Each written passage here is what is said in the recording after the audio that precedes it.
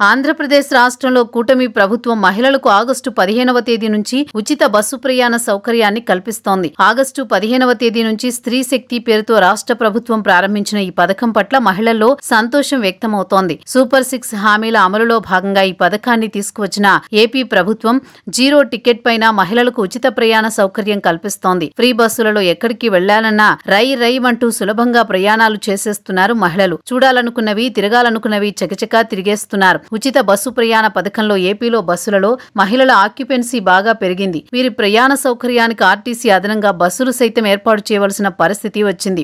మహిళలు ఉచిత బస్సు ప్రయాణం కారణంగా బస్సుల్లో పురుషులు ఇబ్బంది పడుతున్నారు. పురుషులు మాత్రమే కాదు మహిళలు సైతం ఉచిత బస్సు ప్రయాణంతో నానా తిప్పలు పడుతున్నారు. బస్సుల్లో సీట్ల కోసం మహిళల మధ్య ఫైటింగ్ పరిపాటిగా మారింది. ఉచిత బస్సు పథకం ప్రారంభించిన నాటి నుంచే సీట్ల కోసం మహిళలు సిగపట్లు పడుతున్నారు. ఆర్టీసీ బస్సుల్లో ప్రయాణాల సమయంలో మహిళలు కొట్టుకుంటున్న అనేక దృశ్యాలు సోషల్ మీడియాలో వైరల్గా మారుతున్నాయి. తాజాగా ఆర్టీసీ బస్సులో సీటు కోసం ఇద్దరు మహిళలు వాగ్వాదానికి దిగి ఒకరిపై ఒకరు దాడులు చేసుకున్న ఘటన ఎన్టీఆర్ జిల్లా పెనుగంచిప్రోలులో చోటు చేసుకుంది.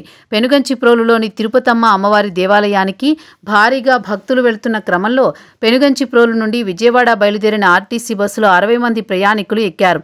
వారిలో ఎక్కువ మంది మహిళలే ఉన్నారు.